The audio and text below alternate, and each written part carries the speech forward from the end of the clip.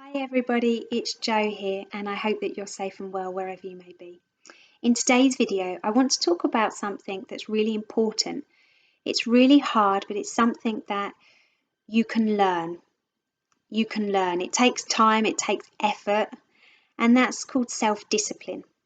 And that is for those people that are looking to have dreams that they want to achieve or to even find happiness and success. Sometimes we need to be self-disciplined and we need to realise that we need to work hard for it. So with this video, I've got 4 steps that will allow you to learn to be more self-disciplined. Even if you take just 2 or 3 of them, hopefully you implementing them into your life will help you in one way or another. So when I talk about self-discipline, babies aren't born with the ability to have this self-discipline. It's something that you have to work for. And what I'd like you to do is I'd like you to think about what are your goals, what are your dreams? I love the quote that if your dreams don't scare you, then they're not big enough. But if you're somebody that is looking to get better grades on your exam, or if you're somebody that wants to work harder in a particular subject at school, it's realizing that you're going to have to try harder, you're going to have to revise. If you're somebody that wants to have a new relationship or make new friends, you're going to have to go out and meet new people. If you're somebody that would like a fitter, healthier body, then it's realizing that actually you are going to have to watch what you eat and you are going to have to do gentle exercise frequently. And if you are somebody that wants a new job, then it's realizing that you're going to have to fill in application forms. You are going to have to do practice job interviews and you are going to have to put yourself out there for job interviews. So what I'm asking you is it's for you to find out what's your goals and asking yourself, how hard are you prepared to work for them? How hard are you prepared to work for them? And for you to do that, I'd like you to consider these steps. Step number 1 for me is that you need to take action every single day towards your goal. And it's something that's not easy because I'm saying to you that I want you to think about your goal and I want you to focus on your goal. Because if you really want something, you need to realize that you're going to have to work for it. And you know that. But if you're somebody that's worked hard with school all week and it's a Sunday and you've done your work and you deserve a rest, perfect. But what I'd ask you to do that day is at least spend 5 minutes just writing down a to-do list for the next week or reviewing the week that you've just had. It's always working towards your goals. And I almost, with self-discipline, I always imagine those athletes, that certainly swimmers in particular, because I'm not a fan of swimming, at 5 o'clock on a cold, wet morning, they're not waking up to their alarm thinking, yeah, I'm going to get in a cold pool and train. No, that's self-discipline, and that's what I'm asking you to consider.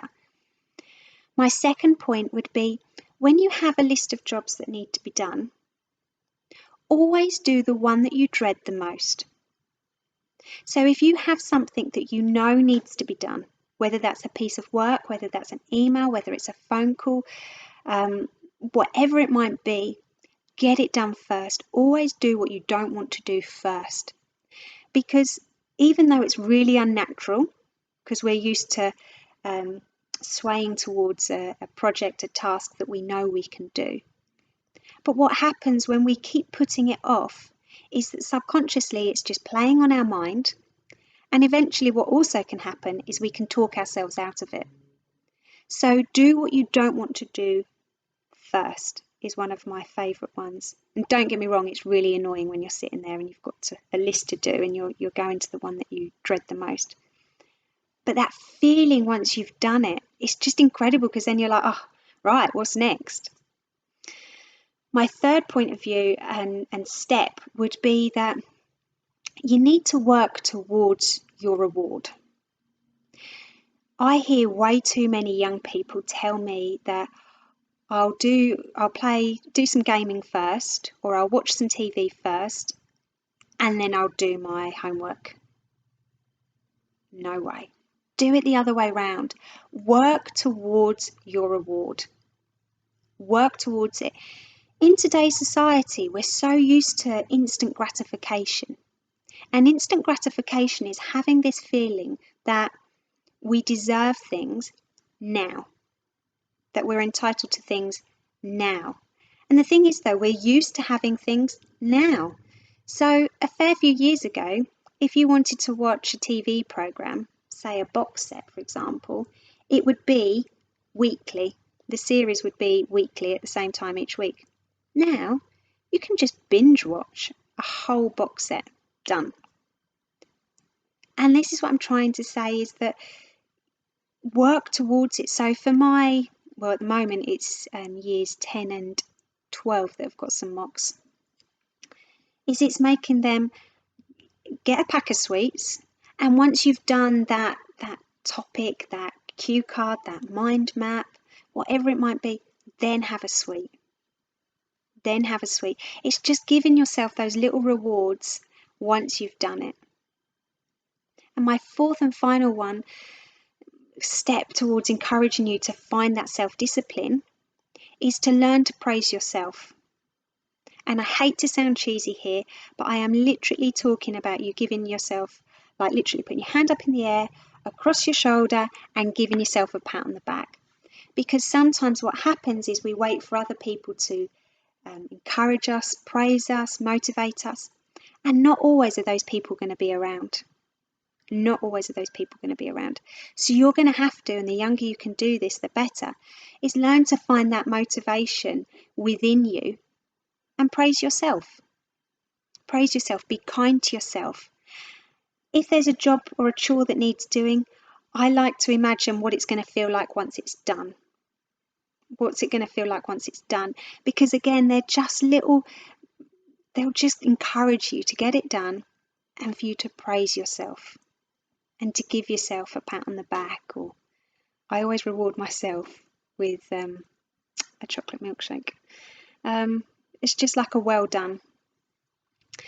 So there's a couple of inspirational people out there that I absolutely adore, and I'm going to put a couple of links to some of their most powerful videos in the description box. One is Denzel Washington and the other one is Will Smith. Also, if you can, maybe find a quote that works best for you. So I have like quotes. I've actually made this for one of my school kids. Just having a quote that you can that really motivates you.